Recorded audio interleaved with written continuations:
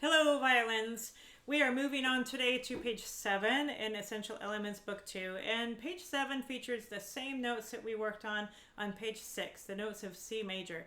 Now, this may seem like a repetition of what we were working on last time, but just understand that just like we had an extra octave to learn in G major that our friends in the viola and cello section didn't have, they actually have an extra octave for C major. So the violas and cellos on page 7 will be working on learning their C string notes and then adding the G string notes to them. Since we don't have a C string for violin, we're just going to repeat the same notes that we worked on last time, the notes of the C major scale. So we start out with our C major scale in a round, and this should be fairly familiar to you by this point.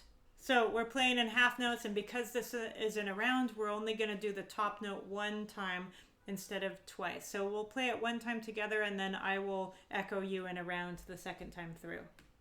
Number 22.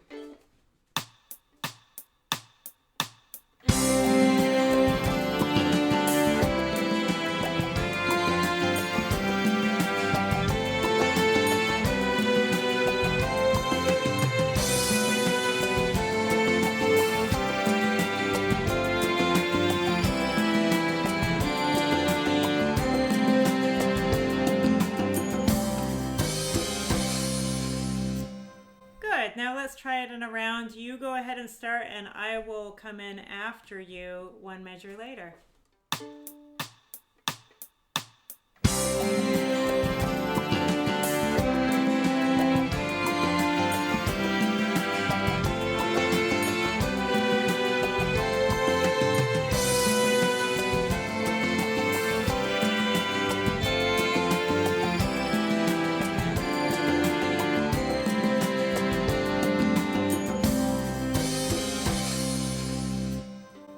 Next, we're going to do the C major arpeggio again. Again, the notes for C major arpeggio are C, E, and G, and we play that C both at the bottom and at the top of the arpeggio.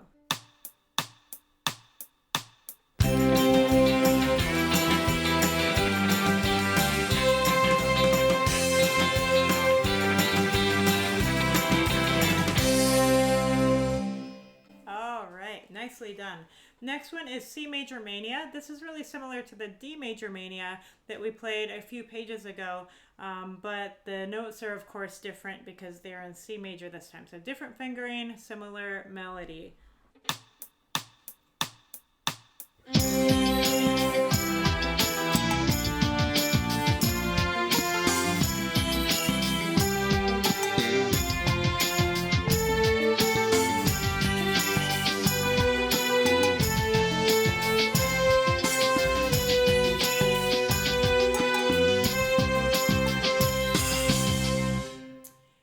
Practicing that one, notice at the end of the first line they do ask you to use fourth finger for A. That's just to avoid a string crossing.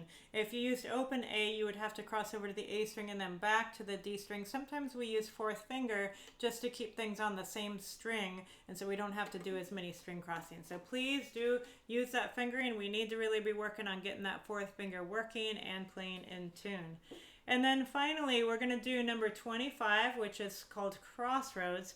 And this one uses some intermediate dynamics. So we have piano and forte, means soft and loud, respectively. Between those dynamics, we also have mezzo piano and mezzo forte. So MP, mezzo piano, means medium soft. Mezzo forte, MF, means medium loud. So try and taper your dynamics and then follow those dynamic markings. And remember, when you want to play louder, we use more bow and play in the lower half of the bow more. When you want to play softer, you might play more in the upper half of the bow and use a little bit less bow. We also adjust how much pressure we're putting into the bow, how much weight we're adding, and you can also adjust your sound point, your contact point, playing closer to the bridge when you want it loud, and then closer to the fingerboard when you want it soft. Okay, let's go ahead and do number 25. This one is called Crossroads.